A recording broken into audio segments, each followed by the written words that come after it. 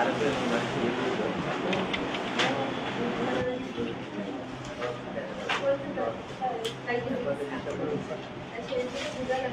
Reza sir মঙ্গলবারে নেই, রবিবারে নেই। রবিবারে কোন সময় নেই? 2টা থেকে 3টা আর ম্যাডাম 3টা থেকে 4টা। 2টা থেকে 3টা রবিবারে। স্যারের সাথে কথা বলে গেছে, ঠিক আছে। তাহলে পরে অনলাইন চালু করেছেন নাকি?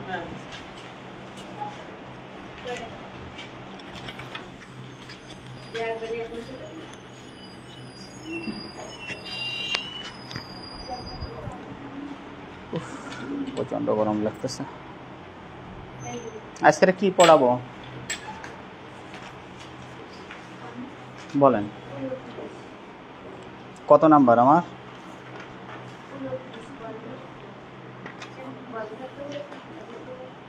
29। ইনফার্টিলিটি।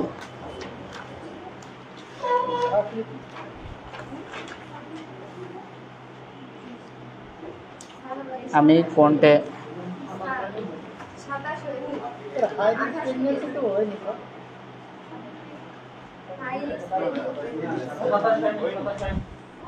তাহলে আমি কোথা থেকে পড়াবো সেটা আমাকে বলেন। হ্যাঁ 27 পড়াবো, তাই না? 27। তাহলে ঠিক হাই রিস্ক প্রেগনেন্সি কত পেজে?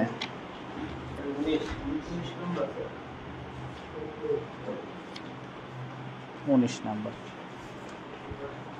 দেখেন এখানে বোঝানোর মতন কিছু না। এখানে হাই রিস্ক প্রেগনেন্সিতে কারা আছে সেগুলো আমরা দেখেন, সবাই বই বেরোন, ঠিক আছে। High risk pregnancy, high risk মানে যাদের জন্য রিস্ক বেশি, মানে উচ্চমাত্রায় কি বলা যায়, রিস্ক মানে ঝুঁকি। বাংলা কথা রিস্ক বোঝা যায় ভালো, বাংলা ইউনিভার্সিটি বোঝা যায় ভালো, বিশ্ববিদ্যালয় কম বোঝা যায়, ঠিক আছে। হাই রিস্ক মানে হাই রিস্ক বোঝা যায়, ঠিক আছে। বাংলা মানে হচ্ছে মারাত্মক বা উচ্চ ঝুঁকিপূর্ণ, এরকম বাংলাটা করলে যাক, যা আসে আসে, আমরা সময় নষ্ট কম করি, আমরা কাজের কথায় চলে আসি, ঠিক আছে। যেভাবে বুঝলি হলো। আর মেডিকেল সায়েন্সগুলো হলো বেশি হলো ইংরেজি লেখা, আর ইংরাজিগুলো এইভাবে আমাদের ভিতরে ঢুকে গেছে যা বাংলা করাও অনেকটা কঠিন হয়ে যায়, ঠিক আছে। যেভাবে বোঝা যায় সেইভাবে বুঝতে পারলে হলো। আমরা যেভাবে বুঝি হলো বাংলিশ, বাংলা আর ইংরাজি মিলে, ঠিক আছে। বাংলা আর ইংরাজি হলো বাংলিশ, মানে বাংলা আর ইংরাজি দুইটা, যেভাবে বুঝলে হলো। তাহলে হাই রিস্ক প্রেগনেন্সি এটা হচ্ছে যে গর্ভধারণের ফলে মা বাচ্চা রোগে আক্রান্ত হওয়া বা মৃত্যুর হওয়ার সম্ভাবনা বেড়ে যায়, তাকে ঝুঁকিপূর্ণ মানে উচ্চ ঝুঁকিপূর্ণ মাতৃত্ব বলে, ঠিক আছে। উচ্চ ঝুঁকিপূর্ণ মানে উচ্চ ঝুঁকিপূর্ণ যে মানে হাই রিস্ক প্রেগনেন্সি হচ্ছে যে জিনিসটা মা এবং বাচ্চার জন্য খুব উচ্চমাত্রায় ঝুঁকিপূর্ণ বা মৃত্যুর ঝুঁকি আছে, ঠিক আছে। বাচ্চারও থাকতে পারে, মারও থাকতে পারে।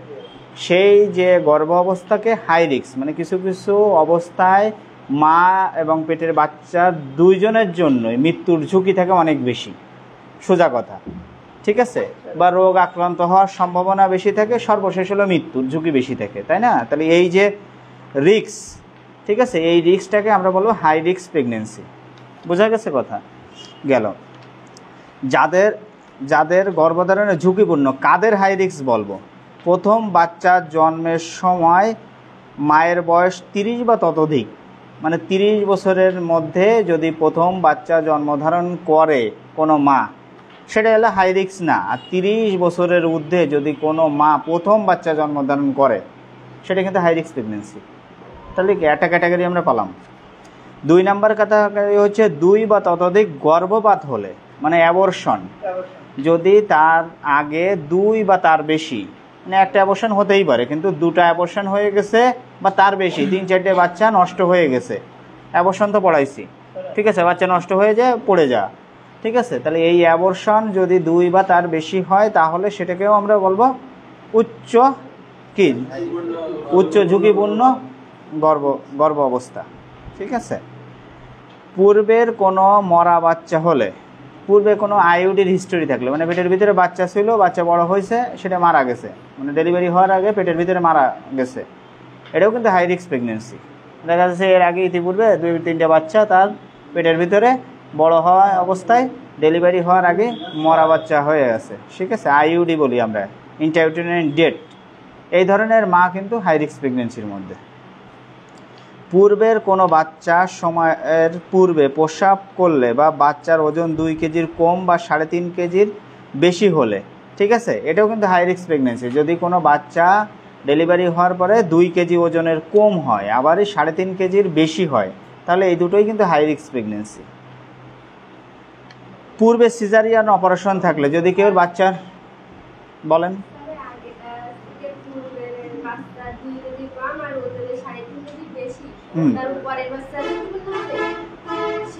সেই বাচ্চা ঝুঁকিপূর্ণ, সেই বাচ্চা ঝুঁকিপূর্ণ। পূর্বের পরের বাচ্চা ঝুঁকিপূর্ণ, মানে যদি কোনো আগের বাচ্চা থাকে, কারণ বাচ্চা তো আর আগে তো ওজন জানা যাচ্ছে না। আগের কোনো বাচ্চা যদি 2 কেজির নিচে যদি কোনো মার ডেলিভারি হয় বা 3.5 কেজির উপরে যদি ডেলিভারি হয় আগের বাচ্চার ক্ষেত্রে, ঠিক আছে, তাহলে সে হাই রিস্ক প্রেগনেন্সি। তবে এই পয়েন্টটা খুব স্ট্রং পয়েন্ট না, এটা অনেক পরে আসবে। বোঝেননি আমার কথাটা? এই পয়েন্টের থেকে অন্য পয়েন্টগুলো স্ট্রং, ঠিক আছে। 1 নাম্বার 2 নাম্বার 3 নাম্বার পর্যন্ত যে পয়েন্টগুলো সেগুলো স্ট্রং, আর এটা হলো ধরেন 18-19 নাম্বার পয়েন্টের মাথায়, কিন্তু এখানে মনে পড়েছে কাল লিখে দিছে, মানে কথা বুঝতে পারছেন? এই একটা স্ট্রং পয়েন্ট। পূর্বে সিজারিয়ান অপারেশনে থাকলে, যদি কোনো বাচ্চা প্রথম বাচ্চা বা দ্বিতীয় বাচ্চা সিজার করা ছিল, তৃতীয় বাচ্চা কিন্তু হাই রিস্ক প্রেগনেন্সি, বা প্রথমটা সিজার করা ছিল দ্বিতীয়টা কিন্তু হাই রিস্ক প্রেগনেন্সি। কেন হাই রিস্ক প্রেগনেন্সি? যে কোনো মুহূর্তে বাচ্চার প্রসব বেদনা উঠে, প্রথমবার হচ্ছে সিজার করা কেউ, দ্বিতীয়বার কি হবে? প্রসব বেদনা উঠবে। প্রসব বেদনা উঠলে কি হবে? যদি সেটা আমরা নর্মাল করাতে পারি, জরায়ু ফেটে যেতে পারে। তাহলে কি এটা ফেটে যায়, কি মা ভালো থাকবে না মারা যাবে? তাহলে এটা হাই রিস্ক প্রেগনেন্সি না? যদি কোনো বাচ্চার প্রথমটা সিজার করা থাকে, তাহলে পরের বার যদি সিজার করতে হয়, মানে সিজার তো অবশ্যই করতে হবে। কেন করতে হবে? যাতে তার আগে সিজার করা। এবং কেন নর্মাল এটা করা যায় না? এতে জরায়ুতে কন্ট্রাকশন হয়, ঠিক আছে, জরায়ুর পরে চাপ থাকে। যখন বাচ্চা ডেলিভারি হবে উপরা কলসের পরে এরকম চাপ থাকবে। তাহলে যদি কোনো জায়গায় কাটা থাকে, তাহলে সেই জায়গায় যদি চাপ দেওয়া হয়, তাহলে কি ওই জায়গায় কি হবে? ফেটে যেতে পারে। এটা ভালো কথা, ছিঁড়ে যেতে পারে, ফেটে যেতে পারে। ফেটে গেলে কি বাচ্চা, পেটে বাচ্চা থাকা অবস্থায় নর্মাল ডেলিভারি করলাম, আগেরটা সিজার করা থাকলো, জরায়ু ফেটে গেল বা ছিঁড়ে গেল, তাহলে কি বাচ্চা, মা ভালো থাকবে? বাচ্চা যাওয়া অজ্ঞান, মা ভালো থাকবে? তার মা পেটের ভিতরে ব্লিডিং হয়ে সে মারা যাবে, তাই না? তাহলে আগেরটা সিজার করা এটাও কিন্তু হাই রিস্ক প্রেগনেন্সি, ঠিক আছে। মায়ের ডায়াবেটিস বা উচ্চ রক্তচাপ থাকলে, এটা একটা গুরুত্বপূর্ণ পয়েন্ট। মায়ের ডায়াবেটিস বা উচ্চ রক্তচাপ থাকলে, মায়ের যদি উচ্চ রক্তচাপ থাকে, তাহলে কি হবে? প্রি এক্লামশিয়া হবে। প্রি এক্লামশিয়ার 3টে পয়েন্ট না পড়াইছে প্রি এক্লামশিয়া কেউ? হ্যাঁ, প্রথমে হচ্ছে উচ্চ রক্তচাপ, পা ফোলা, আর হচ্ছে প্রস্রাবের সাথে অ্যালবুমিন বা প্রোটিন যাবে, ঠিক আছে। এই 3টের যদি 2টা যদি কেউ থাকে, তাকে আমরা প্রি এক্লামশিয়া বলি। প্রি এক্লামশিয়া, ঠিক আছে। এই প্রি এক্লামশিয়ার খারাপ না? প্রি এক্লামশিয়া তাহলে প্রেশার যদি বেশি থাকে, প্রি এক্লামশিয়া পড়ায়নি? হ্যাঁ হ্যাঁ, শুধু পা ফলবে? হ্যাঁ, আর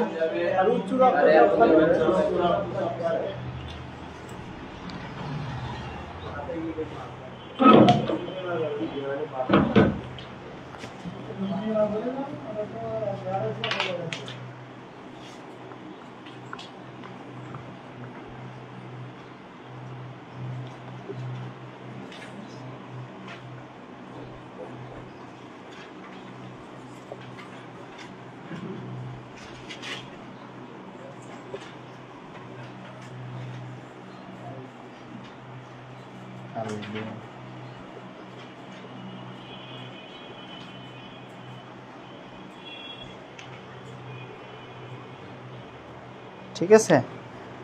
এটা হচ্ছিল প্রথম হলো এইচটিএন। এইচটিএন মানে প্রেশার, আর মানে প্রেশার, এইচটিএন মানে হাইপার টেনশন, মানে যেটা প্রেশার বেশি। ইডিমা মানে পা ফুলা, আর অ্যালবুমিনিউরিয়া বা প্রোটিনিউরিয়া মানে প্রস্রাবের সাথে অ্যালবুমিন বা প্রোটিন যাবে, ঠিক আছে, একই কথা। অ্যালবুমিনিউরিয়া মানে প্রস্রাবের সাথে অ্যালবুমিন যাবে। এই 3টের যদি কেউ 2টা থাকে, 2টা, সেটা হতে পারে এইটে আর এইটে, সেটা হতে পারে এইটে আর এইটে, সেটা হতে পারে এইটে আর এইটে, সেটা হতে পারে এইটে আর এইটে। যদি কেউ প্রেশার থাকে, পা ফোলা থাকে, তাহলে সেটা প্রি এক্লামশিয়ার মধ্যে চলে যাবে। যদি কেউ প্রেশার বেশি থাকে, অ্যালবুমিন যাচ্ছে প্রস্রাবের সাথে, তাহলে সেটা প্রি এক্লামশিয়া হবে। আবার কেউ পা ফোলা থাকে, প্রস্রাবের সাথে অ্যালবুমিন যাচ্ছে, সেটাও প্রি এক্লামশিয়া হবে। মানে 3টার মধ্যে যদি 2টা কোনো মার থাকে, তাহলে গর্ভাবস্থায় তাহলে আমরা বলবো প্রি এক্লাম্পসিয়া। যদি কোনো মা আসে আমার কাছে যে তার প্রেশারও বেশি আছে, আবারই প্রস্রাবের সাথে অ্যালবুমিন যাচ্ছে, ঠিক আছে, প্রস্রাবে অ্যালবুমিন, এটা কিন্তু আপনার যে ল্যাবে যেয়ে পরীক্ষা করতে হবে, প্রস্রাব জ্বালায় অ্যালবুমিন যাচ্ছে কিনা এটা পরীক্ষা করে নিতে হবে। এটা কিন্তু আমরা নিজেরা করতে পারবো না, ঠিক আছে, এটা কিন্তু ল্যাবে যেয়ে করতে হবে। হ্যাঁ, প্রস্রাব ইউরিন ফর আরইএমএ দেবেন, ইউরিন ফর আরইএমই, তাহলে আমরা এইখান থেকে রিপোর্ট পাবো প্রস্রাবের সাথে অ্যালবুমিন কতটুকু যাচ্ছে। আর এই দুটো তো আমরা নিজেরাই বুঝতেছি। একটা হলো প্রেশার মাপা মেশিন দিয়ে প্রেশার মেপে ফেলাবো, আর ইডিমা আছে কিনা পা চাপ দিয়ে দেখলেই তো বোঝা যাচ্ছে যে পা ফুলা আছে কিনা। লেগ ইডিমা, ইডিমা দেখতে হয় কিসে, হাঁটুর গোড়ালিতে বা পার পাতায়, ঠিক আছে, চাপ দিয়ে ধরে রাখতে হবে। ধরে রেখে যদি তাড়াতাড়ি ডেবে যায় দেখলেই তো বোঝা যায় যে অনেক ডেবে যায় তাহলে অনেক বেশি ইডিমা, যদি অল্প ডেবে যায় অল্প ইডিমা, মোটে না ডাবলে নাই, ঠিক আছে। ইউরিন ফর আরইএমই, তাহলে আর এই প্রস্রাব এই পরীক্ষাটা আমরা নিজেরা করতে পারবো না, এটা হচ্ছে আমরা ল্যাবে নিয়ে আপনার প্রস্রাব জ্বালায় করতে হবে, যারা টেকনিশিয়ান আছে তারা করবে। এবং এটা হচ্ছে প্রস্রাবের সাথে অ্যালবুমিন যাচ্ছে কিনা এইখান থেকে একটা রিপোর্ট আসবে, ঠিক আছে। হ্যাঁ, urine for REME, routine examination, microscopical examination, এখানে প্রস্রাবে ইনফেকশন আছে কিনা সেটাও দেখা যাবে। গেল, এই জন্যই ডেলিভারি অবস্থায় কিন্তু প্রস্রাব পরীক্ষা করা খুব গুরুত্বপূর্ণ। গেল, এর মধ্যে যদি কেউ দুটো থাকে, যেরকম তার প্রেশার বেশি আছে আবার পা ফুলা আছে, তাহলে কি সেটা কি রোগী, প্রি এক্লাম্পসিয়া রোগী।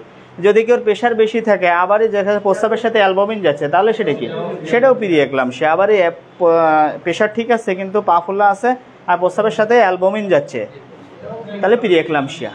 গেল, তাহলে যদি কেউ মার গর্ভাবস্থায় প্রেশার বেশি থাকে তাহলে কি প্রি এক্লাম্পসিয়ার এক ধাপ এগিয়ে গেল না, তাহলে সে কি হাই রিস্ক প্রেগনেন্সি না।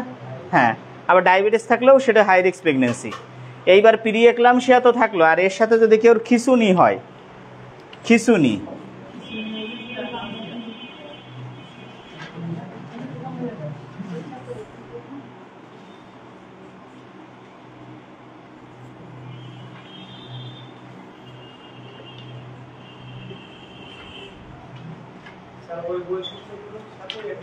তাহলে কি আমি লিখলাম, pre eclampsia plus convulsion. Convulsion হলো ইংলিশ টার্ম, এটা বাংলা হচ্ছে খিঁচুনি।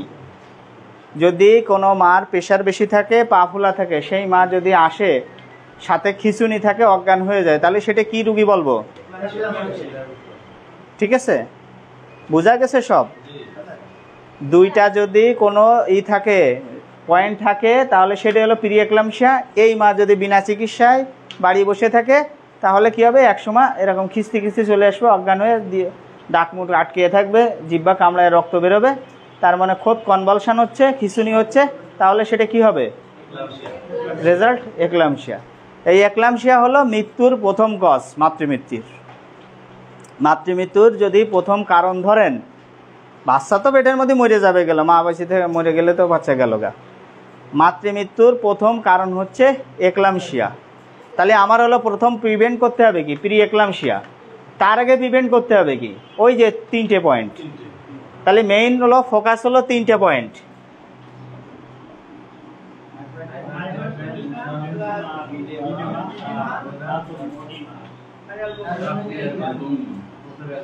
ঠিক আছে, তাহলে এই 3টে বানাচ্ছে প্রি এক্লাম্পসিয়া, 3টের মধ্যে 2টা, আর প্রি এক্লাম্পসিয়া বানাচ্ছে কনভালশন। কনভালশনের সাথে কি হচ্ছে, এটা হলো কি এক্লাম্পসিয়া। ঠিক আছে, বোঝা গেছে এবার।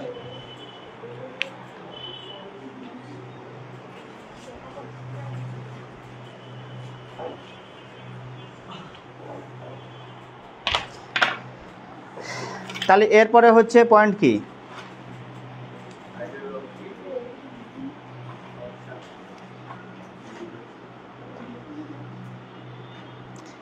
তাহলে মায়ের ডায়াবেটিস বা উচ্চ রক্তচাপ পর্যন্ত পড়াইছিলাম। উচ্চ রক্তচাপ থাকলে তাহলে আমরা উচ্চ রক্তচাপ, ডায়াবেটিস থাকলে কি হয়, মার পেটে বাচ্চার বড় হয়, ইভেন বা ডায়াবেটিস যদি কোনো মার থাকে তাহলে গর্ভপাত হতে পারে না, বাচ্চা মার পেটে অনেক বড় হয়, ঠিক আছে, মাথাটা বড় হয়, ঠিক আছে, তাহলে সেক্ষেত্রে নর্মাল ডেলিভারি করানো যায় না। তাহলে নর্মাল ডেলিভারি যদি না করানো যায়, সেটা সিজার করতে হয়, তাহলে সেটা হলো হাই রিস্ক প্রেগনেন্সির মধ্যে চলে যায়। প্রি এক্লাম্পসিয়া, এখানে 7 নম্বর পয়েন্ট দেখেন, প্রি এক্লাম্পসিয়া যদি থাকে তাহলে তো অবশ্যই অবস্থা খারাপ, যে কোনো মতে একলামশিয়া হয়ে মা উপরে চলে যেতে পারে।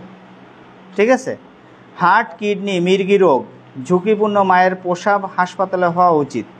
তাহলে হার্ট, কিডনির যদি কোনো রোগ থাকে, যদি কেউ হার্টের সমস্যা থাকে, কিডনির সমস্যা থাকে, তাহলে মা হলো হাই রিস্ক প্রেগনেন্সি। তাহলে হাই রিস্ক প্রেগনেন্সিটা খুব গুরুত্বপূর্ণ জিনিস। এই জন্যে আমি এটা বেশি পড়াতে আগ্রহী, কারণ হাই রিস্ক প্রেগনেন্সি মা আমাদের বাঁচতে হবে, কারণ আমরা তো গ্রামে প্র্যাকটিস করবো, আমাদের কাছে কন্টাক্টে মা থাকবে, তাই না?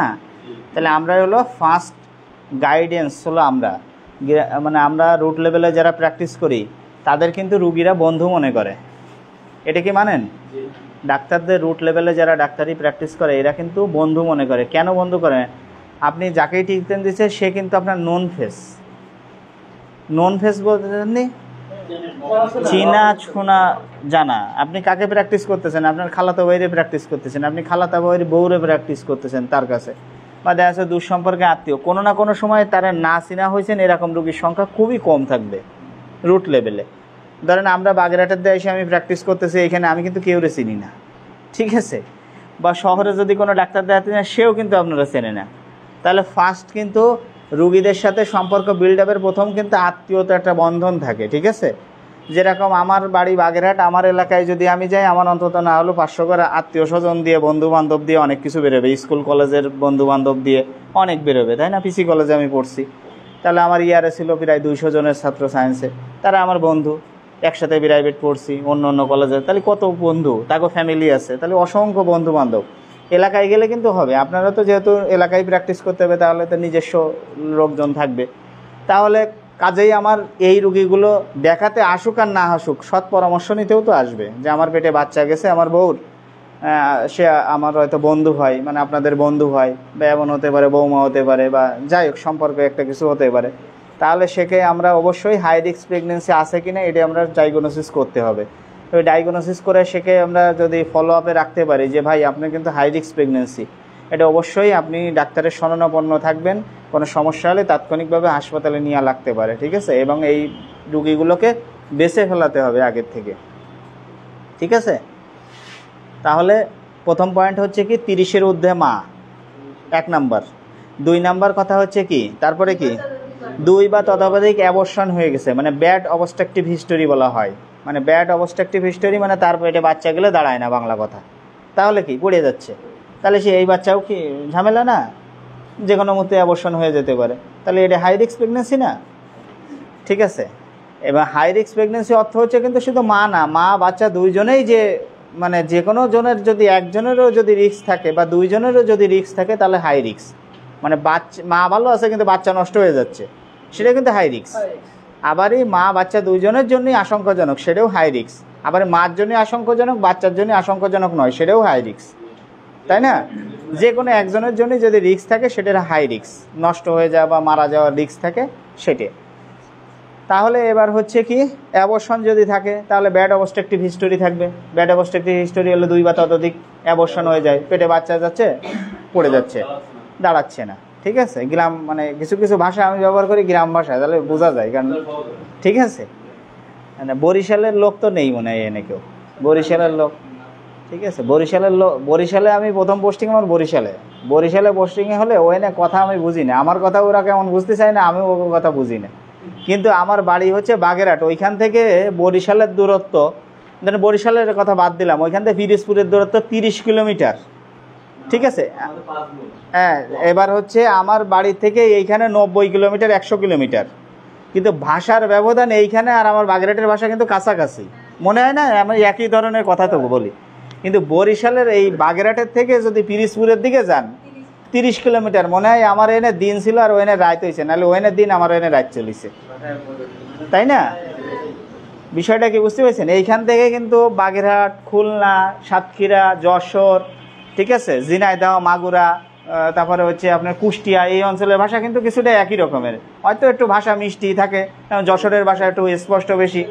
আবার খুলনার ভাষার থেকে যশোরের ভাষা, কুষ্টিয়ার ভাষা খুব মিষ্টি ভাষা, ঠিক আছে, ভালো স্পষ্ট ভাষা।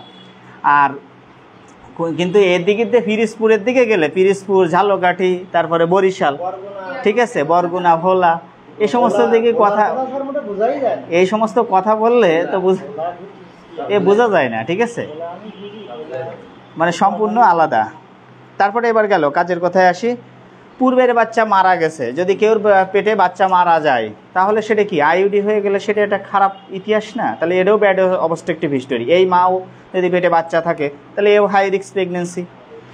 তারপরে হচ্ছে এই 4 নম্বর পয়েন্ট আমি পরে দিই, শেষে দিই। পূর্বে সিজার করা থাকলে, সিজারের অপারেশন করা থাকলে তাহলে সে হাই রিস্ক না? যে সিজার করা আছে, তার না আপনার সিজার করা আছে, আপনি পরে যখন বাচ্চা কনসেপ্ট করলেন তারপরে দেখা যাচ্ছে কি নর্মাল ডেলিভারি করার চেষ্টা করা যাবে? যাবে না। তাহলে কি হবে? জ্বরে ফেটে যাবে না?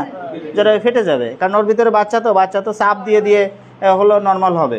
তাহলে জরায়ের ঘরে যদি চাপ দেওয়া থাকে, জরায়ের পাশে যদি এরকম কাটা থাকে তাহলে কী হবে? ওই কাটাতে কী হবে? ছিঁড়ে যাবে না? ছিঁড়ে ফাইটে উঠে যাবে। ফাইটে গেলে কী হবে? পেটের ভিতরে রক্তক্ষরণ হয়ে মা মরে যাবে। ঠিক আছে, হয়, তবে 10% বলা হয়, 10%। তবে এটা করা নিষেধ, কারণ এটা আপনার এটারও আবার অনেক ই আছে, যেরকম কোনো বাচ্চা যদি দেখা যাচ্ছে ইমিডিয়েটলি যদি সিজার করা হয়, যেরকম 2-3 বছর আগে সিজার করা হয় সেই বাচ্চা, আর যদি 10 বছর পরে যদি সিজার করা হয় তাহলে তার ইউটেরাসের কিন্তু অনেকটা স্টাডি দেখা গেছে যে 10 বছর যাদের পূর্বে সিজার করা হয়েছে তখন নর্মাল ডেলিভারি অনেক সময় ইনকেস রিক্সি হয়ে গেছে এবং তাতে মা বাচ্চা দুইজনেই ভালো আছে। কিন্তু যার ইমিডিয়েটলি 2-3 বছর আগে সিজার করা হয়েছে সেই বাচ্চা যদি নর্মাল করা হয় তাহলে শিওর জরায়ু বাড়বে। ঠিক আছে, কাজেই আমরা অত সত্য কথা বুঝি না। একটাই কথা, বাচ্চা যদি মা আগে সিজার করা থাকে তাহলে তাকে অবশ্যই সাবধানে থাকতে বলবেন যে এবারও কিন্তু সিজার করতে হবে, তাহলে ডাক্তারের শরণাপন্ন হতে হবে। বাড়ি বসে থাকলে হবে না যে ডাই দিয়ে টানাটানি করলাম, জ্বর ফেটে গেলো, বাচ্চা মানে মা মরে গেলো, বাচ্চা থেকে গেল, তাহলে এটা রিস্ক কার? মার না? মার। মানে কি? হ্যাঁ, সিজার ছাড়া তো হতো, এখন সিজার করা হচ্ছে তো এত সিজার করার দরকার হয় না। তো সিজার তো আপনারা ইচ্ছে করে করি। আপনারা এই দেখেন, আমি বলি, এগুলো বললে হয়তো আপনার এই যে আমরা যে সিজার করি, আমাদের কিন্তু প্রথম কথা হচ্ছে নর্মাল ডেলিভারি করানোর জন্য, কিন্তু এখন হচ্ছে আপনি বলতেছেন আপনি নিজেই আপনার মেয়ে যখন ব্যথা উঠবে না তখন সহ্য করতে পারবেন না, তাহলে সিজার করা যখন হাতের কাছে আছে দরকার কি? অত কষ্ট করার দরকার নেই, মাজা ইঞ্জেকশন দিয়ে শোয়ায় পেটটা কেটে দিলে বাচ্চা বেরিয়ে গেল। ঠিক আছে, তাই না? এখন কিন্তু বিষয়টা হচ্ছে হলো নর্মাল ডেলিভারি করা কিন্তু ন্যাচারাল পদ্ধতি।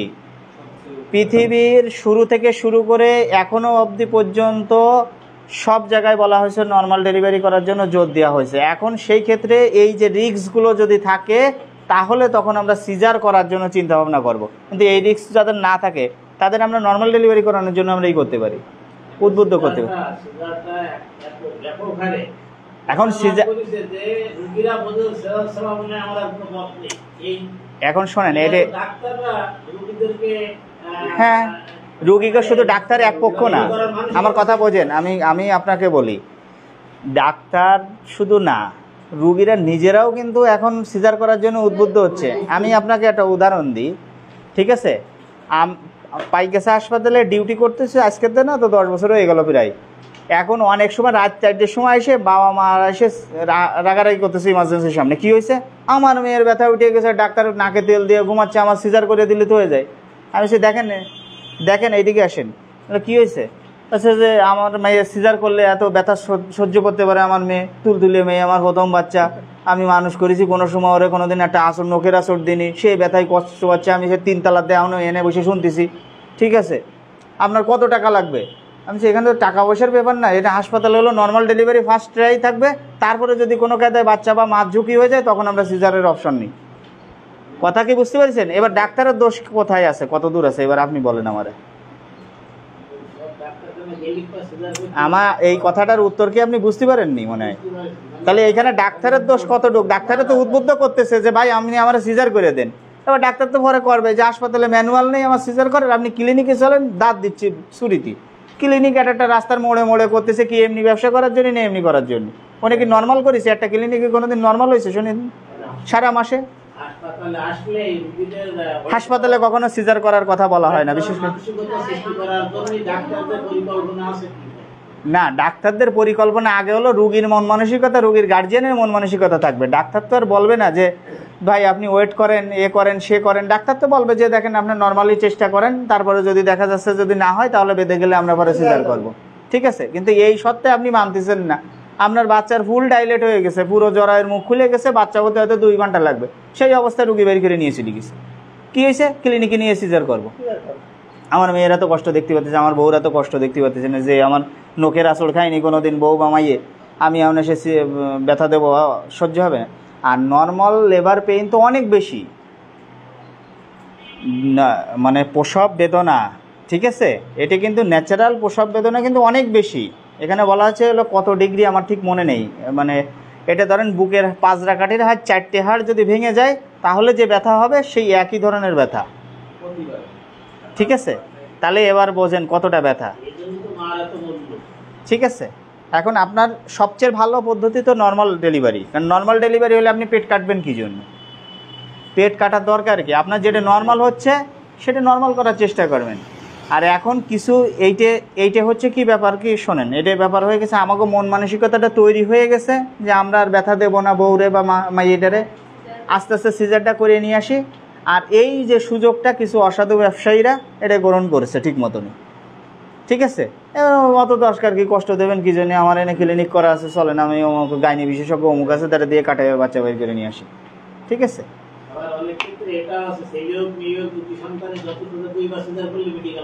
হ্যাঁ, এখন বিষয়টা হচ্ছে শোনেন, আমি আপনাদের বলি, নর্মাল ডেলিভারি কিন্তু শরীরের জন্য সঠিক, বাচ্চার জন্য সঠিক, সমাজের জন্য সঠিক, সামাজিক অর্থনৈতিক অবস্থার জন্য সঠিক, ঠিক আছে। কিন্তু এই সঠিক কাজটা তো সবসময় সঠিকভাবে আমরা নিচ্ছি না। আপনি চিন্তা করে দেখেন, আমরা নয় সিজার করতেছি, আজকের যে পশু পাখিটা কি এই যারা আছে এগো যে নর্মাল ডেলিভারি হচ্ছে না, এগুলো আরে সিজার করতেছে। গরুর কেউ সিজার করতে শুনেছেন? একটা ভবিষ্যতে একটা দুটো অনেক সময় করে বসে ইনকেস, কিন্তু হাজার হাজার গরুর নর্মাল ডেলিভারি হয়ে যাচ্ছে। অথচ কি হয়েছে ওখানে কিন্তু কেউ নর্মাল ডেলিভারি সিজার করার জন্য উদ্বুদ্ধ হয়। আমরা অত্যাধিক মানুষের প্রতি হয়ে মানে কি বলা যায়, ব্যথা দেবো না মানে আবেগপ্রবণ হয়ে এই সমস্ত তৈরি করা হয়েছে, এবং এই সুযোগটা তো কেউ না কেউ গ্রহণ করবেই, ঠিক আছে। স্যার এখান থেকে 10 দিন আগের কথা, সার্জিক্যালে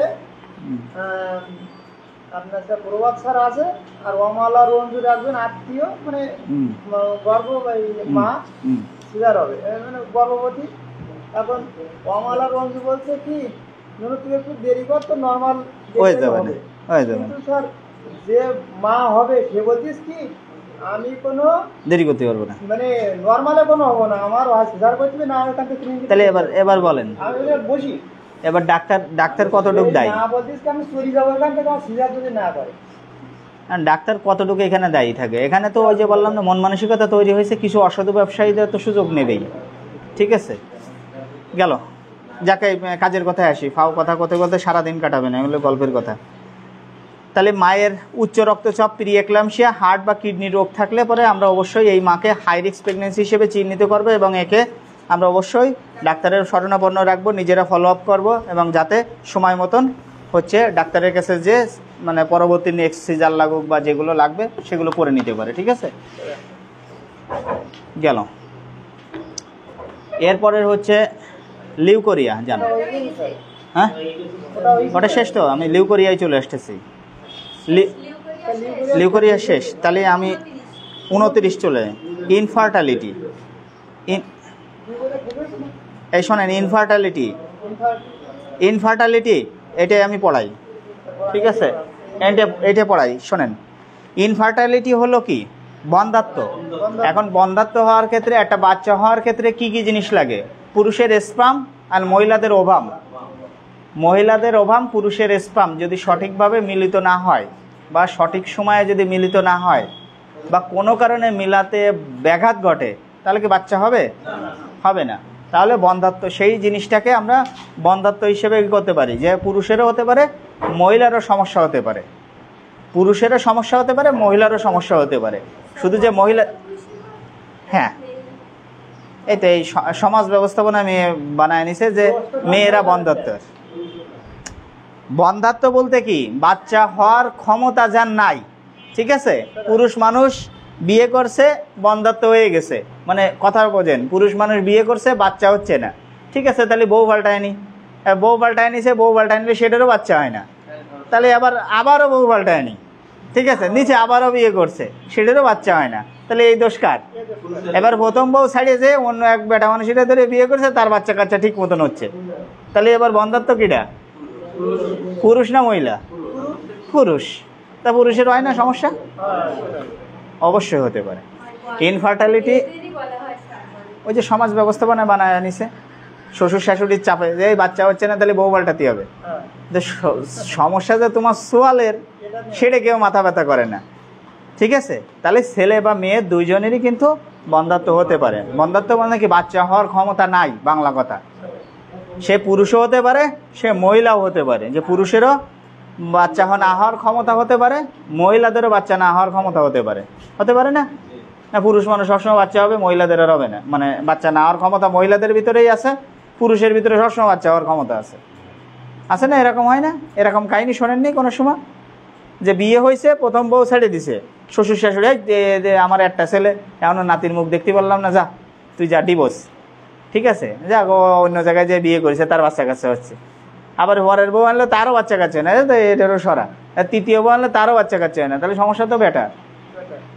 কাজের কথায় আসি, সেটা হচ্ছে ইনফার্টিলিটি হচ্ছে মহিলা পুরুষ দুইজনেরই হতে পারে, দুইজনেরই এর সাথে দায়ী থাকবে।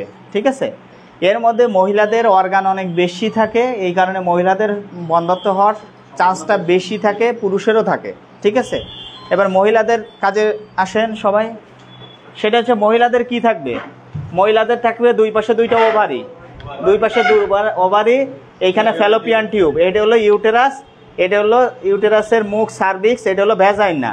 ঠিক আছে, তাহলে যদি কোনো মহিলার যদি দুই পাশে দুইটা ওভারি না থাকে, তাহলে কি তার বাচ্চা ডিম পারবে? পারবে? তাহলে সে কি বন্ধাত্ব না? ঠিক আছে, হ্যাঁ হতে পারে, এটা আল্ট্রাসাউন্ড করে দেখতে হবে দুই পাশে দুইটা ওভারি ঠিক আছে কিনা। তাহলে কোনো মা যদি এরকম দাম্পত্য আমাদের কাছে আসতে পারে যে আমাদের বাচ্চা হয় না, কয় বছর? 10 বছর। অসংখ্য দাম্পত্য আছে যাদের বাচ্চা হয় না 10 বছর 20 বছর ধরে হয় না। তাহলে তাদের আমরা দুইজনকে ডিফারেন্স করে ফেলাবো, মহিলা এবং পুরুষকে। প্রথমে মহিলাকে এক্সামিনেশন করব, তারপরে পুরুষেরটা ধরবো। ঠিক আছে, তার মধ্যে যে জায়গায় কারণ বাঁধবে সেই জায়গায় আমরা থেমে যাব, যে ঠিক আছে আমরা এই জায়গায় কারণ পেয়ে গেছি, এই কারণেই হচ্ছে না, মহিলাদের হচ্ছে না বা পুরুষের হচ্ছে না। তাহলে আমরা মহিলাকে আমরা এক্সামিনেশন শুরু করব। তাহলে মহিলাদের প্রথম হচ্ছে এক্সামিনেশন কি? মহিলাদের হচ্ছে দুই পাশে দুইটা ওভারি থাকে। তাহলে আমরা আল্ট্রাসাউন্ড করে দেখলাম যে একটা মার বাচ্চা হচ্ছে না, সে যদি 10 বছর পরে আসে বা 20 বছর পরে আছে, তাহলে আমরা তাকে প্রথমে একটা আল্ট্রাসাউন্ড করতে দিলাম। আল্ট্রাসাউন্ড করে দেখলাম যে দুই পাশে দুইটা ওভারি নাই। ঠিক আছে, তাহলে তার বাচ্চা ডিম পাড়বে না। এই ওভারির কাজ কি? ডিম পাড়া, মাসিকের মাঝখানে ডিম পাড়া। এরপরে হচ্ছে ফ্যালোপিয়ান টিউব, যদি কোনো কারণে ফ্যালোপিয়ান টিউব অ্যাবসেন্ট থাকে, তাহলে কি তার ডিম কি এইখানে ডিম পারলো এর ভিতরে ইউটেরাসের ভিতরে আসবে, বা এখানে বীর্য কি এইখানে যে যাবে? তাহলে ফ্যালোপিয়ান টিউব নাই। এরপরে যদি কেউ ইউটেরাস, এই ফ্যালোপিয়ান টিউব আছে, ওভারিও আছে, কিন্তু ইউটেরাস নাই। ঠিক আছে, তাহলে তার বাচ্চা হবে? তাহলে তার বাচ্চা দাঁড়াবে কোন জায়গায়? বাচ্চার ভিতরে তো ইউটেরাসের ভিতরেই বাচ্চা হবে, সেই ইউটেরাসই যদি না থাকে। ইভেন গেল ইউটেরাস, গেল ইউটেরাসের হলো একটা পার্ট হলো সার্ভিক্স, এইখানে ভ্যাজাইনা, কেউর হচ্ছে ভ্যাজাইনার ওপেনিং নাই। ঠিক আছে, মানে জনিপথ নাই, তাহলে তার বাচ্চা হবে? তাহলে বাচ্চা হবে না। গেল, তাহলে এই সমস্ত কারণ হচ্ছে আপনার অর্গান, আমাদের যে ভিতরে যে মহিলাদের ভিতরে যে অর্গান, পুরুষের অর্গান হচ্ছে কি বাইরের দিকে থাকে, আর মহিলাদের অর্গানগুলো ভিতরের দিকে থাকে। তাহলে বাইরের দিকে তো চোখে দেখা যায়, আর পুরুষের অর্গান তো চোখে দেখা যাচ্ছে। যদি কেউ পেনিস না থাকে তাহলে চোখে দেখা যাচ্ছে, কিন্তু মহিলাদের ওভারি না থাকলে সেটা তো চোখে দেখা যাচ্ছে না। তাহলে কি করতে হবে? আল্ট্রাসাউন্ডের মাধ্যমে দেখতে হবে। আল্ট্রাসাউন্ড করে দেখলাম যে এগুলো সব ফিট আছে, এগুলো সব ফিট আছে। এইবার তাহলে কি হতে পারে? এইবার হচ্ছে হরমোনাল কারণ, এদের নিয়ন্ত্রণ করে এই দুই পাশে দুইটা ওভারিকে নিয়ন্ত্রণ করে আবার হরমোন। ঠিক আছে, এস্ট্রোজেন প্রোজেস্ট্রোজেন হরমোন, এই দুটো হরমোন হচ্ছে অ্যান্টেরিয়র পিটুইটারি গ্ল্যান্ডের থেকে আবারই সংকেত আসে। ঠিক আছে, এবারে অ্যান্টেরিয়র পিটুইটারি গ্ল্যান্ড যদি কোনো সমস্যা থাকে বা ওইখানে টিউমার থাকে বা যদি কোনো গ্রোথ থাকে, তাহলে সেক্ষেত্রে ডিম পাড়া বন্ধ হয়ে যেতে পারে। কিন্তু এইটা হচ্ছে কোনো অর্গানের কজ না, এই অর্গানগুলো যারা নিয়ন্ত্রণ করে সেইখানের কজ। কথা বুঝতে পেরেছেন? অ্যান্টেরিয়র পিটুইটারি গ্ল্যান্ড আছে এইখানে, এইটে যদি কোনো সমস্যা থাকে তাহলে আপনার এইটা হতে পারে। তাছাড়া হচ্ছে অ্যান্টেরিয়র পিটুইটারি গ্ল্যান্ড আবার ব্রেনের নিয়ন্ত্রণ করে। এবার দেখা যাচ্ছে ব্রেনের একটা টিউমার হয়ে রয়েছে, তাহলে ব্রেনের টিউমারের কারণে অ্যান্টেরিয়র পিটুইটারি গ্ল্যান্ডের হরমোন সিক্রেশন হচ্ছে না দুই পাশে দুইটা ওভারিতে। এবার ওভারিকে যদি কল না দেয়, ওভারি তাহলে ডিম পারতেছে না। তাহলে সমস্যাটা কোথায়? মাথায়। ঠিক আছে, সমস্যা কোথায়? অ্যান্টেরিয়র পিটুইটারি গ্ল্যান্ডে। তাহলে এই দুটো কজ সহ এই কারণগুলো একটা মহিলাদের বন্ধ্যাত্ব হওয়ার কারণ হতে পারে। তাহলে বুঝতে পারছেন, প্রথম কাজ হলো হরমোন, তার শরীরে হরমোন পরীক্ষা করতে হবে। হরমোন যদি ঠিক থাকে, তারপরে যদি আল্ট্রাসাউন্ড করে ওভারি, ফ্যালোপিয়ান টিউব, ইউটেরাস, যোনিপথ যদি সব ঠিকঠাক থাকে, তাহলে মহিলাকে ছেড়ে দিতে হবে, তুমি যাও, তোমার বাচ্চা হওয়ার মতন ঠিক মতন আছে, তোমার সমস্যা হলো বেটা মানুষের। এইবার পুরুষ মানুষের ধরতে হবে। এইবার পুরুষ মানুষের ধরলে পুরুষের কি কি আছে?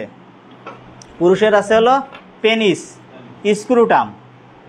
স্ক্রুটামের মধ্যে দুইটা টেস্টিস থাকে, মানে দুইটা হোলের বিসি বাংলা কথা। এইবার হচ্ছে দুইটা বিসি আর হচ্ছে পেনিস। যদি এইগুলো তো দেখা যাচ্ছে বাইরের থেকে, যদি কেউ অ্যাবসেন্ট থাকে তাহলে তো বোঝা গেল যে নাই। আর যদি এইগুলো প্রেজেন্ট থাকে তাহলে এইবার ধরতে হবে কি? এইবার হরমোন।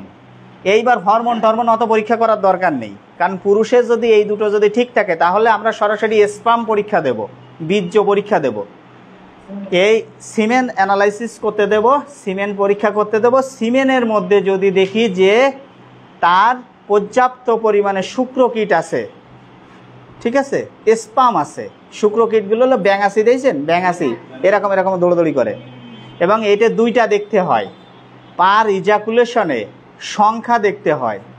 সংখ্যা যদি কম থাকে, আর একটা হচ্ছে এই যে ব্যাঙাচি, এটা কিন্তু খুব শক্তিশালী ব্যাঙাচি হতে হবে, মানে খুব মানে যদি পাওয়ারফুল, গতিসম্পন্ন। যদি কোনো কারণে গতি কম থাকে, ঠিক আছে, উইকনেস থাকে যদি স্পামে, ঠিক আছে, তাহলে হচ্ছে সিমেন্সে যদি আপনার হচ্ছে উইক থাকে, যে বীর্যগুলো বেরোইছে সেইগুলো যদি সংখ্যায় কম থাকে, আর যদি তার মোটিলিটি মানে দৌড়দৌড়ির ক্ষমতা কম থাকে, তাহলে সেই পুরুষের বাচ্চা ধারণ ক্ষমতা সম্ভব না। তাহলে মহিলাদের হলো একটু ধরতে গেলে একটু কষ্ট হয়ে যাবে, আল্ট্রাসাউন্ড করতে হবে, হরমোন পরীক্ষা করতে হবে যেহেতু, তারপরে যোনিপথ আছে কিনা সেটা দেখতে হবে ঠিক মতন। তাহলে এইগুলো করে মহিলাদের ছেড়ে দিয়ে যাবে। আর পুরুষের এত বেশি কিছু করার দরকার নেই, বাইরে থেকে দেখলেই হয়ে যাচ্ছে তার ঠিকঠাক আছে কিনা সব। আর তারপরে বীর্যপাত করে তখন বীর্য অ্যানালাইসিস করতে হবে, বেশি বীর্যের মধ্যে শুক্রকীট ঠিকঠাক মতন আছে কিনা, সংখ্যা ঠিক আছে কিনা, এবং গতি ঠিক আছে কিনা। গতি এবং সংখ্যা যদি ঠিক থাকে তাহলে পুরুষও খালাস। হ্যাঁ, আর 2.5 থেকে 4 কোটি না লক্ষ, আমি তো ভুলে যাচ্ছি, কোটি না লক্ষ, লক্ষ লক্ষ লক্ষ, কোটি না, কোটি মানে তো বিশাল। হ্যাঁ, 2.5 থেকে 4 লক্ষ, ঠিক আছে, 2.5 থেকে 4 লক্ষ। এই সংখ্যা যদি 50,000-এর নিচে নেমে আসে তাহলে বুঝতে হবে যে এই সংখ্যা কম আছে। আর যদি গতি, এবং গতি ওটা ইসের মধ্যে দিলেই তো, মাইক্রোস্কোপের তলে দিলেই দেখা যাচ্ছে দৌড়চ্ছে, শুধু কিলকিল করে দৌড়চ্ছে। 6/12 কোটি লেখা রয়েছে, দেখি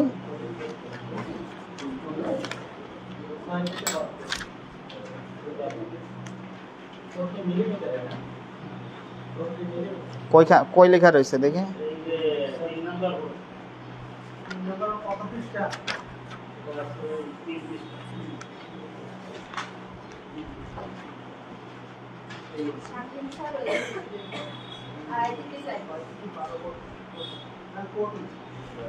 কোন জায়গায় এটা? ডিম 3 নম্বর পেজে স্যার, প্রতি মিলিলিটারে বীর্যে প্রায় 6 থেকে 12 কোটি শুক্র থাকে। 3 নম্বর পেজে 30টা নাম্বার 3, 30টা নম্বর 3 এবং প্রশ্ন নম্বর হচ্ছে 3। প্রসেস অফ রিপ্রোডাক্টিভ অর্গান 6 থেকে 12 কোটি শুক্র থাকবে প্রতি বীর্যে, প্রায় 6 থেকে 12 কোটি হতে পারে। তবে এটা আমার এটা নিয়ে এত হেডেক করার দরকার নেই। কেন দরকার নেই? এটা যখন আপনি ল্যাবে পাঠাবেন, ল্যাবে ওর পাশে নর্মাল সংখ্যা দিয়ে থাকে। আমার কথা বোঝেননি? আপনার নর্মাল যে রিপোর্টগুলো এটা ডান পাশে লেখা থাকে, এবং বাম পাশে হলো তার কম আছে না বেশি আছে সেটা লেখা থাকবে। অতএব এ নিয়ে এত মাথা ব্যথা করার দরকার নেই। আপনার কথা বোঝেননি বিষয়টা? আপনার ডায়াবেটিস যেটা কত আছে, 7.8 হলো নর্মাল, এটা ডান পাশে লেখা থাকে নর্মাল লিমিট, আর আপনার কতটুকু আছে সেটা হলো বাম পাশে লেখা থাকে। অতএব এ নিয়ে অত মাথা ব্যথার দরকার নেই, কারণ আমি অনেক আগে পড়ছি, এটা ভুলে গেছি, ঠিক আছে। এটা হতে পারে 6 থেকে 12 কোটি, তবে আমার মতে লক্ষর সংখ্যা শুনেছি এখন যতদূর মনে আছে। তা যাক, আমি সেটা হচ্ছে আমি দুইটা কথা বলছি, একটা হলো সংখ্যা, নর্মাল সংখ্যা, আর একটা হলো গতি। এই দুটার সংখ্যা যদি আর গতি কমে যায় তাহলে তার পুরুষের বাচ্চা ধারণ ক্ষমতা নেই, ঠিক আছে, বন্ধ্যাত্ব বলবে। আর তাহলে আমরা এই পরীক্ষাগুলো কি সিমেন্স আমরা করতে দেবো, অ্যানালাইসিস করতে দেবো ল্যাবে, ঠিক আছে। সিমেন্স পরীক্ষা করে দেখবে, বীর্য পরীক্ষা করে দেখবে, ঠিক আছে।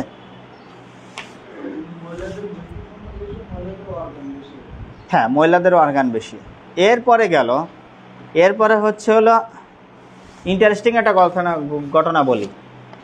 বাচ্চা মানে সরি, ওই যে বাচ্চা হচ্ছে না 10 থেকে 15 বছর, ঠিক আছে, 10 থেকে 15 বছর বাচ্চা হয় না। এইবার হচ্ছে এই ইতিহাস নিয়ে মা আসছে, ওই যে মা আর বাবা আসছে দুইজনে, যে আমাদের বাচ্চা কাচ্চা হয় না, হচ্ছে কয় বছর, 8 থেকে 10 বছর হচ্ছে না, ঠিক আছে। এরপরে হচ্ছে হলো তাদের দুইজনের পরীক্ষা করা হয়েছে, পরীক্ষাতে দুইজনের নর্মাল আসছে রিপোর্ট, ঠিক আছে, দুইজনের স্বাভাবিক আইছে রিপোর্ট। কথা বুঝতে পেরেছেন? এবার সমস্যাটা কি?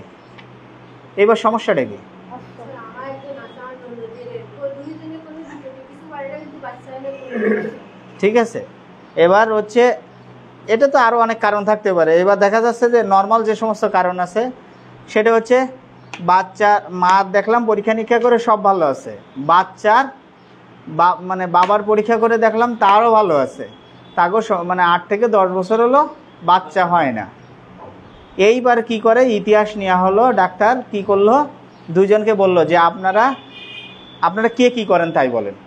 তা করছে কি, আমার হাজব্যান্ড খুব ব্যস্ত বেশের সাথে থাকে, সে হচ্ছে মাসে 1 দিন আসে বা 2 দিন আসে, ঠিক আছে, আর ওয়াইফও চাকরি করে, তার সাথেও দেখা করার সুযোগ 1 থেকে 2 দিন, ঠিক আছে।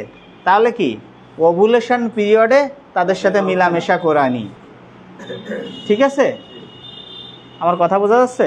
যে ওভুলেশন পিরিয়ড যেটা 13 থেকে 15 দিনের মধ্যে যখন ডিম পাড়ে, সেই সময় তাদের ইন্টারকোর্স করতে পারেনি, ঠিক আছে। এটাও কিন্তু মাথায় রাখতে হবে যে সব কিছু ঠিক আছে, এবার লাভ দিয়ে ওরা বাচ্চা কাচ্চা হচ্ছে না, সব কিছু ঠিক আছে, ঠিক আছে, তোমরা বেটারা এই বাচ্চা হচ্ছে না কেন? তখন ইতিহাস নিতে হবে যে তার স্বামী আসে কোন জায়গায়, যে সময় আসছে সেই সময় তার সেফ পিরিয়ড ছিল, ঠিক আছে, সেফ পিরিয়ড ছিল, ডেঞ্জার পিরিয়ডের মধ্যে আসতে পারিনি। এবার সেফ পিরিয়ডে আসলে হবে? ঠিক আছে, হবে না, ডেঞ্জার পিরিয়ডে আসতে হবে। এরপরে গেল, আর কি সময় আছে নাকি অন্য ইয়ার আছে, নাকি এই ইয়ার শেষ করব, নাকি অন্য ইয়ার?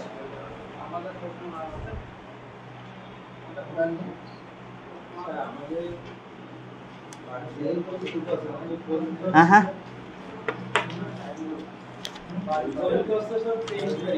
23 তারিখে আর ক্লাস আছে? আমার আর একটা আছে, তাহলে বাকি আছে কতটি?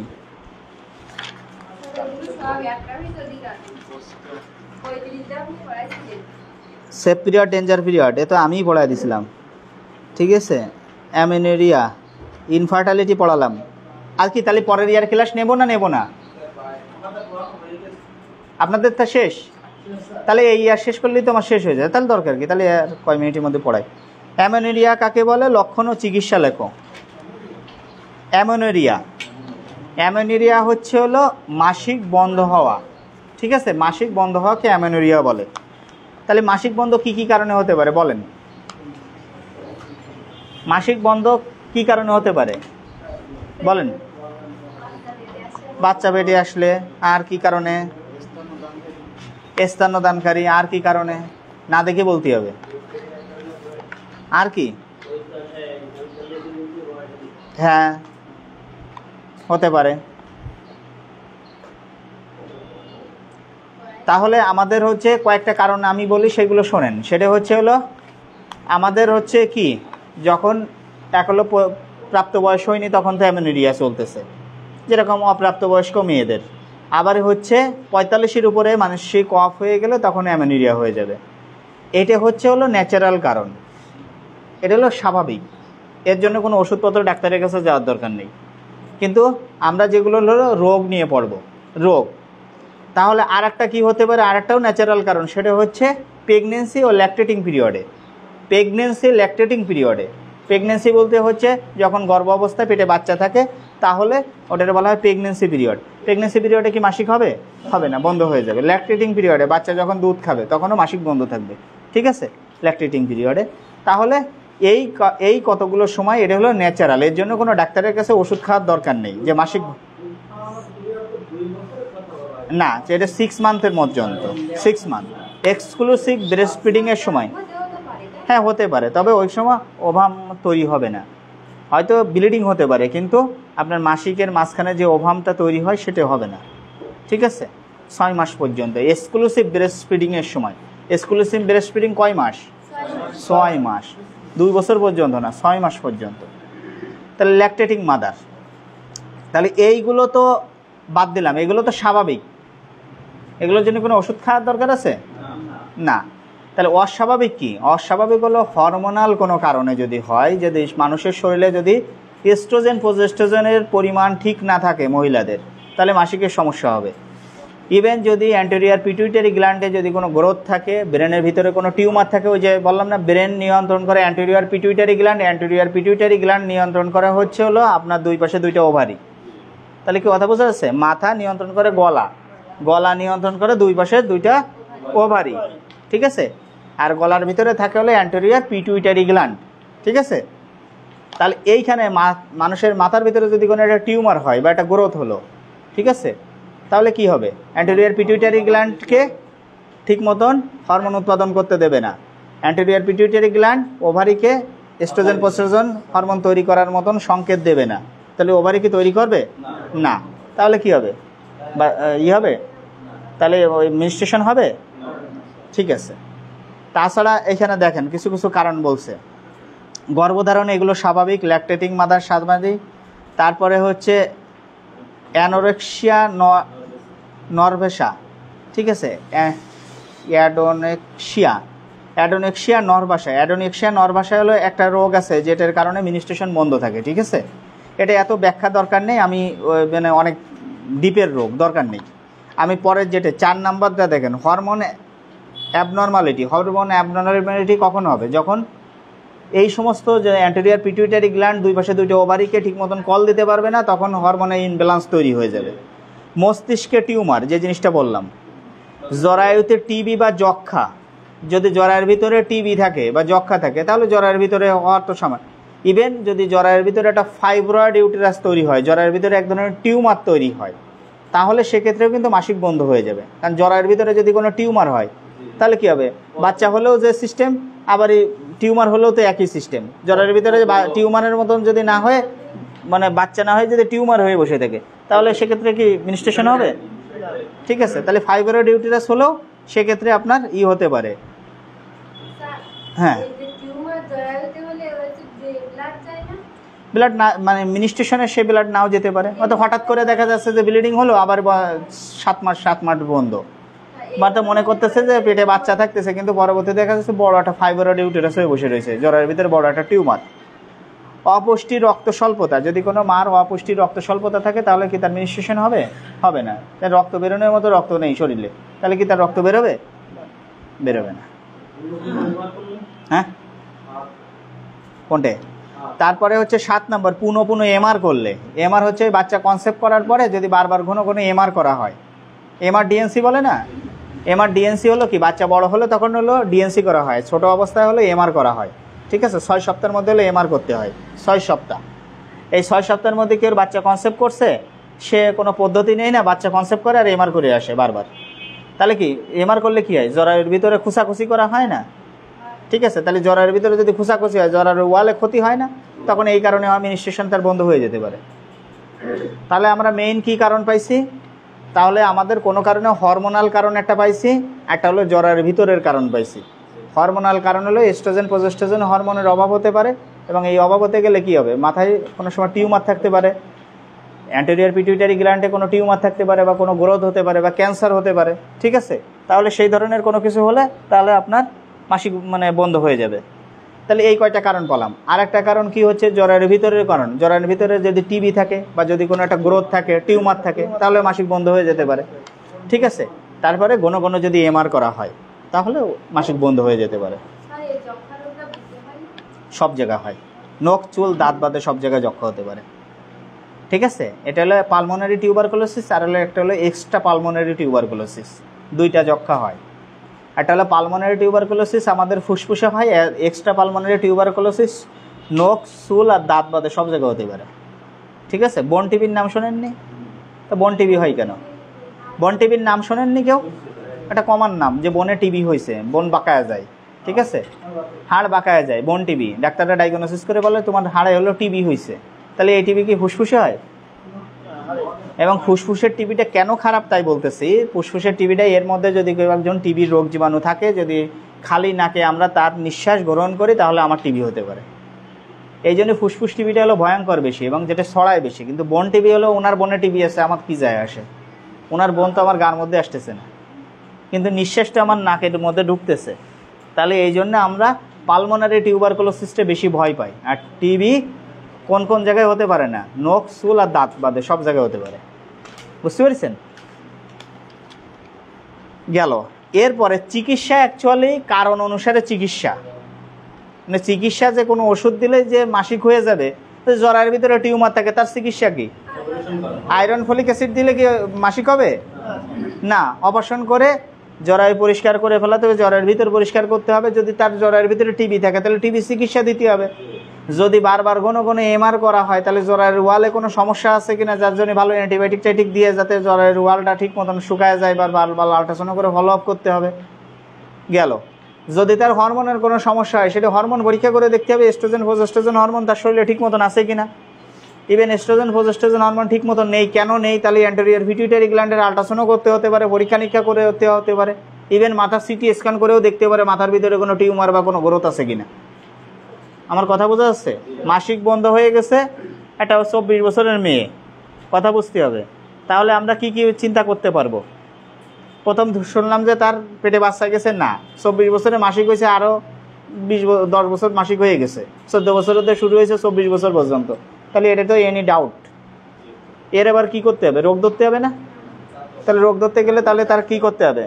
প্রথমে হরমোন পরীক্ষা করতে হবে, আল্ট্রাসাউন্ড করতে হবে। আল্ট্রাসাউন্ড করলে দেখলাম যে ইউটেরাসের ভিতরে টিবি বা যক্ষা মানে আছে কিনা, গ্রোথ আছে কিনা, কোনো টিউমার আছে কিনা। এরপরে হরমোন পরীক্ষা করে দেখলাম। এবার হরমোন যদি দেখা যাচ্ছে ঠিকঠাক থাকে তাহলে বুঝতে হবে যে আল্ট্রাসাউন্ডের সমস্যা বাঁধবে। আবার আল্ট্রাসাউন্ডের সমস্যা বাঁধেনি তাহলে হরমোন সমস্যা বাঁধবে। এবার হরমোন সমস্যা কেন হচ্ছে, সেটার কারণ কি হয়েছে?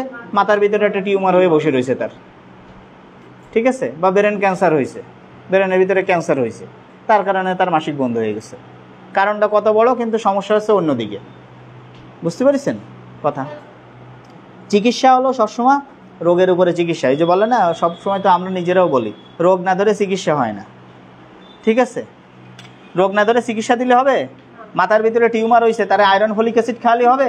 একটু শরীরে আয়রন ফেললে তাহলে কি মাসিক হবে? জরায়ের ভিতরে টিউমার হয়ে বসে রয়েছে, তার কি আয়রন ফলিক অ্যাসিড দিলে মাসিক হবে? গেল। তাহলে চিকিৎসা অ্যাকচুয়ালি রোগ ধরে চিকিৎসা।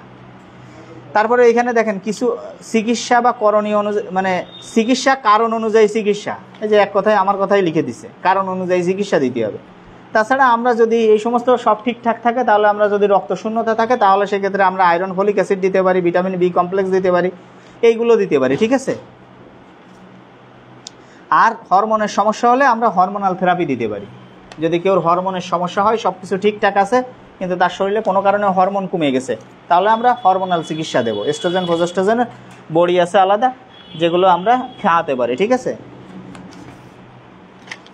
এরপরে গেল পলিমেনোরিয়া। এই পলিমেনোরিয়া পড়ায় শেষ করে দেব, শর্টকাটে পড়ব। পলিমেনোরিয়া হচ্ছে কি, কোনো মার ধরেন মাসিক হচ্ছে, দেখা যাচ্ছে মাসিক কত তারিখ,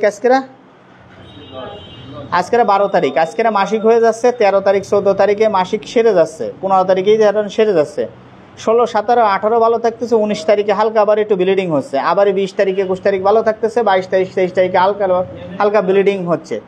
এই যে থেমে থেমে যে ব্লিডিং হয় এটাকে বলা হয় পলিমেনোরিয়া। ঠিক আছে। তো মাসিকের মাঝখানে থেমে থেমে ব্লিডিং হয়, তাকে হলো পলিমেনোরিয়া বলে। এই পলিমেনোরিয়ার হচ্ছে চিকিৎসা। এবার আমরা হচ্ছে কারণ হচ্ছে সবসময় হরমোনাল কারণ হলো বেশি থাকে, বেশি দায়ী। এস্ট্রোজেন প্রোজেস্টেরন হরমোন হলো বেশি দায়ী। আমরা সেক্ষেত্রে হরমোনাল থেরাপি দিতে পারি। হরমোনাল থেরাপির মধ্যে নরমিনস দেবেন ট্যাবলেট, নরমিন NORMENS, নরমিনস 5 মিলিগ্রাম, সকাল দুপুর রাত্রে 3 বেলা দেবেন।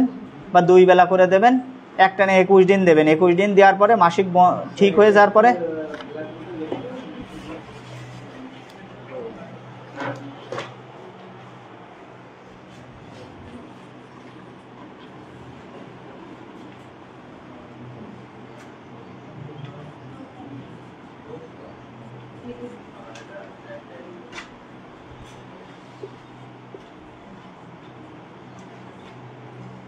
এটা নরমিন্স হচ্ছে হলো 21 দিন করে 21 দিন দেবেন। এই 21 দিনের পরে তার মাসিক হয়ে যাবে, মাসিক হওয়ার পরে থামার পরে আবার 21 দিন দেবেন, আবার থামে যাবে, আবার 21 দিন দেবেন, 3 সাইকেল খাইলে ঠিক হয়ে যাবে। ঠিক আছে, 21 যোগ 21 যোগ, তুমি কি শেষ সাবানে আইছো? অনলাইনে করছো? তাহলে 21 দিন 21 দিন 21 দিন 21 দিন দেবেন। ঠিক আছে, এই 3টে 21 দিন সাইকেল ঠিক হয়ে গেলে তার মেনস্ট্রুয়েশন সাইকেল, এটা হরমোনাল থেরাপিতে পারলে বেশিরভাগই ঠিক হয়ে যায়। ঠিক আছে, হ্যাঁ 21 দিন দেবেন। মনে ধরেন আজকের মাসিক শেষ হয়ে গেছে, তার কালকের দিয়ে সকালে একটা রাত্রে একটা খাবে, 21 দিন খাবে একটানা। এবার তারপর আবার মাসিক হবে, ওর মধ্যে যে টাইমটা ফাঁক থাকবে ওই টাইমের মধ্যে মাসিক হবে, এবং মাসিক হওয়ার পরে তারপরে আবার 21 দিন দেবেন, আবার মাসিক হবে। হ্যাঁ, সোজা কথা পিলির মতন খাতি হবে। পিল পিল আমরা পিল খাই না, নডের 28 কত কি আছে না পিল। ঠিক আছে, শুকি বড়ি, এটা কি করা হয় 8 হ্যাঁ কি 5 মিলিগ্রাম।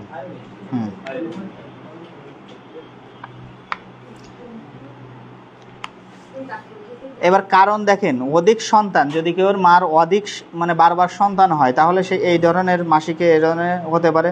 শরীর থেকে অধিক রক্তপাত এবং অতি অল্প টক খাইলে, ঠিক আছে, এই ধরনের কারণে হতে পারে। তবে এদের দায়ী হচ্ছে মূলত হরমোন। ঠিক আছে, তাহলে আমরা হরমোনাল থেরাপি দেব। তার সাথে এইগুলো তো দেবো, এর সাথে আমরা একটু আয়রন ফলিক অ্যাসিড দিতে পারি, কারণ মহিলাদের মাসিক হয় তো, মাসিকের জন্য প্রচণ্ড আয়রন ডেফিসিয়েন্সি থাকে। বাংলাদেশের প্রত্যেকটা মহিলাকে আয়রন দেওয়া যাবে, আয়রন ডেফিসিয়েন্সি থাকে প্রত্যেকের মাসিকের সময়। তারপরে এমনি তো ঘরের খাবার খায় কম মহিলারা, ঠিক আছে, রক্ত স্বল্পতা হয়। মহিলারা কি কম খাবার খায় না ঘরের মধ্যে? কি মহিলাদের খাওয়া হচ্ছে বেশি উচিত, তাই না? কেন বেশি উচিত? মিনিস্ট্রেশন হয়, আমার তো রক্ত বেরোনোর কোনো জায়গা নাই। ঠিক আছে, আমার রক্তক্ষরণ হওয়ার জায়গা নাই। ঠিক আছে, কিন্তু মহিলাদের কাটাছেড়া তো ইচ্ছে করে যদি আপনি কোপ মেরে আর রক্ত ফেলা দেন তাতে অসুবিধা নেই। কিন্তু মহিলাদের ন্যাচারালি কিন্তু প্রতি মাসে তার কিন্তু 300 ml এর মতো রক্ত, 300 থেকে 700 ml এর মতো রক্ত চলে যেতে পারে।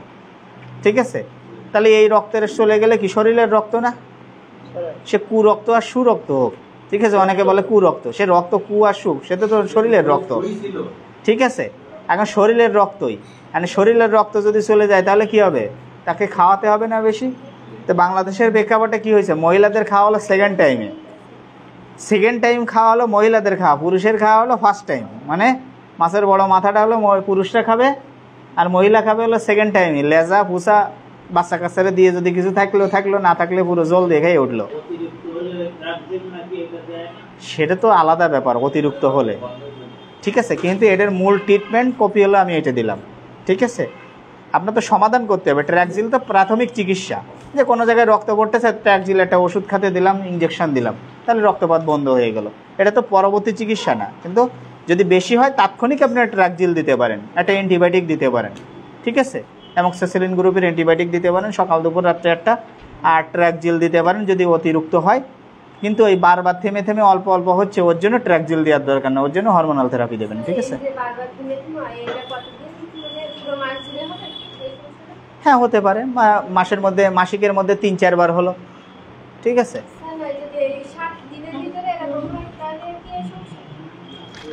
একটা না, প্রথম 7 দিনের মধ্যে হলে অনেকের হতে পারে, এটা ন্যাচারাল হতে পারে। কিন্তু অনেকের আছে কি, ওই যে বললাম না, থেমে গেল, মাসিক সেরে গেল। অনেকের আছে হয় কি, মাসিকের লংজিভিটি লং টাইম হয়। লং টাইম হলে যেরকম কেউ হচ্ছে 3 দিন হয়, কেউ 5 দিনও তোকে থাকে। হয়তো দেখা যাচ্ছে প্রথমে 1 দিন হলো, খুব বেশি হলো, পরের দিন থেমে গেল, আবার পরের দিন তার থেকেও বেশি হলো, আবার তারপরে 2 দিন ভালো থাকলো, তারপরে অল্প একটু হয়ে মাসিকটা থেমে গেল। এটার জন্য এই সমস্ত না, পলিমেনোরিয়া একে বলে না। পলিমেনোরিয়া দ্যাটস মিন হচ্ছে মাসিক থেমে গেল পুরো, থেমে যাওয়ার পরে 3 দিন থাকুক 5 দিন থাকুক, থেমে গেল, থেমে যাওয়ার পরে আবার 2-3 দিন পরে আবার হলো, আবার 7 দিন পরে আর একবার হলো, আবার 10 দিন পরে আর একবার হলো, মানে মাসের মধ্যে ঘন ঘন হওয়া। ঠিক আছে? হ্যাঁ হ্যাঁ, মাসের মধ্যে 3-4 বার হতে পারে বা বেশি হতে পারে। ঠিক আছে, এইটা হলো কমিউনিটি। এটা কি এখন একাধিক এটা বন্ধ করে দেন। স্যার, এটা কি স্যার